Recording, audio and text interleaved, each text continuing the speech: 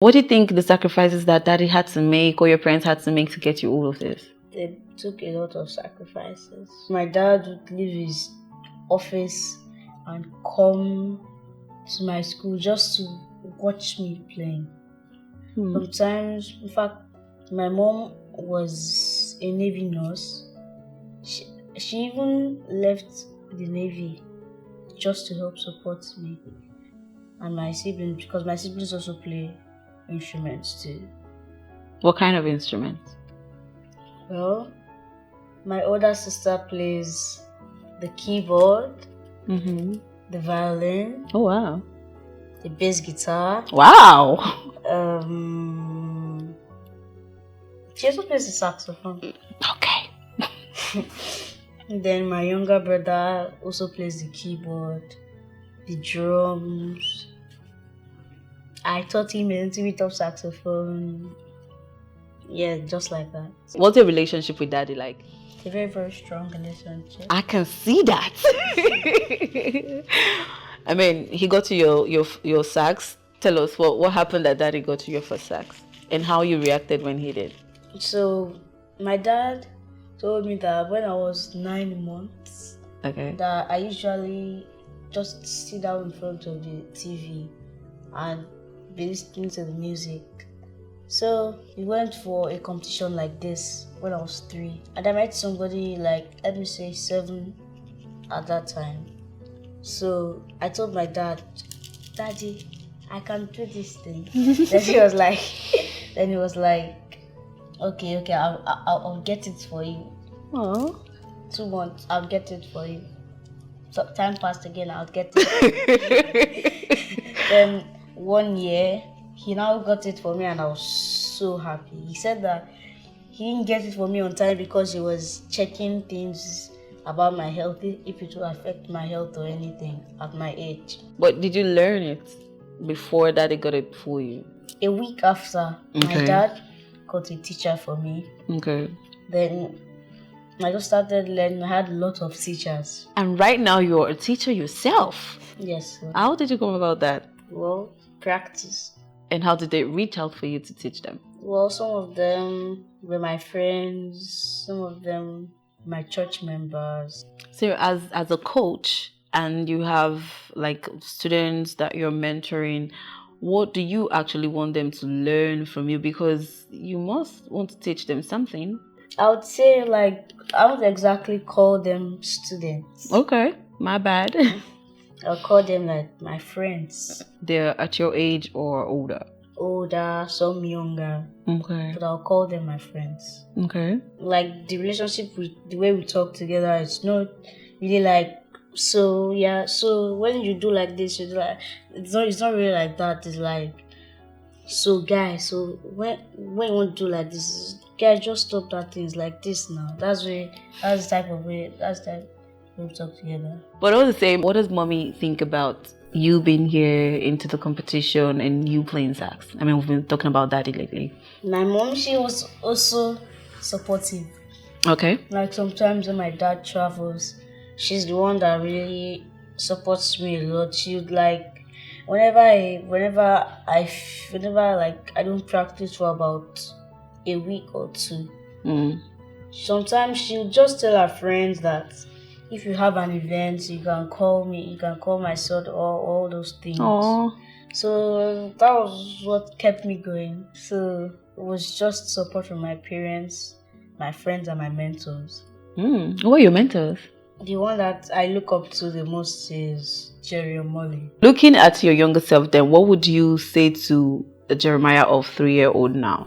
I would say this has been an incredible journey. If I could like actually talk to myself at that time, I would have told myself that nothing should stop me from playing the sax. Which brings me to, if your saxophone could actually talk to you, right? What do you think your sax would tell you? How many times do you want to play me? Is it every time? Do you want to spoil me? What makes you think it to say that to you? Because that sax has gone through a lot. But you have plan on getting another one, or do you think daddy will get another one? Yeah, because that The one I use now wasn't even my first. Before Daddy joins us, right? What do you want people to remember Jeremiah Sax for? I want people to remember me as an inspiration to all the kids out there that they can do anything if they have enough courage to talk to their parents about it, and they should always be inspired on what they want to do. They should never give up on it. Daddy being here and not being at work, how do you feel about that? My dad has really done a lot just to leave his job and come here and stay with me. That's really a lot to leave behind and come with me. Do you feel bad about it? Yes, a little bit. Would you want to tell him something in that regard and how you feel when you see Daddy? Because he has something to tell you and he's going to say it from his heart, and you need to do the same. So can we have Daddy? So Jerry had really said a lot. He's in a competition that is very tight, and we have seen talent on DTH.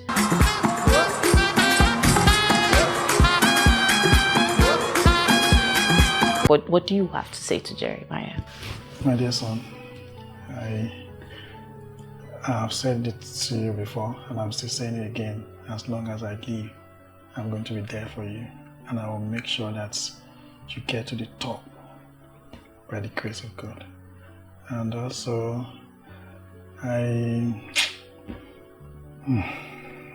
when the mother conceived Jeremiah, we fought a lot of battle, and thank God that He's here with us, that we did not lose him during childbirth. Yeah. So when I think it was Sage, when he was 9 months, that was when we discovered that this guy is a lover of music. It is a 10 weeks competition, and you have been here with him all through. I just want to know the sacrifices that you had to put in place for him to be where he is now. A whole lot of sacrifice, because for me to leave my job to come and stay with him here it's not easy. It's not easy at all, but I've made up my mind that, like what I said earlier, that as long as I live, I am going to be there for him, whatever he wants to do. What if you had gotten someone else to be with him? Actually, I have somebody that's supposed to come and stay with him, but I felt that he needs my presence more than anybody. The moral support that I'm going to give him, somebody else cannot do that. Because we understand each other too well. I mean, there is school, and Jerry is here. I know this is good, this is great, but the educational part of his career, of his life, have you thought about that? Initially, I didn't wanted him to come. I went to their principal. I told him that this young man has a competition which is going to run through the academic season and give us their syllabus. Okay. And I went ahead to get a teacher that teach him online, at least maybe 1 hour a day. It might not be in school, but it's learning. And mommy, what's mommy's contribution, sacrifices to say so far in his career journey? My wife, she has really put in a lot. I asked her to resign because of these children where she was working. Why? Because the business I established in Ogun State, I have to be there to monitor it. We live in Lagos, right? So I have to be there to monitor it. And there's nobody that can take care of these children like us.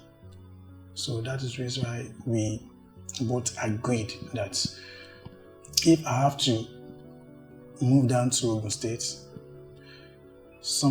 one of us has to be at home with I heard she was a Navy nurse. Yes. How did she feel about it though? Leaving all that passion and all that behind to... Number one priority are our children. Jerry also has some things to say to you. Daddy, I really love what you have done for me to be here, and you have dropped a lot just to bring me here. I love you so much.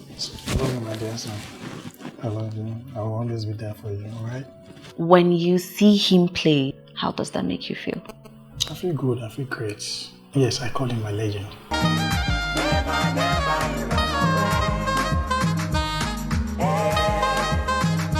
Your whole family is obviously going to be watching this. What do you have to say to them? I love all my family. I love them so well, and I love their support.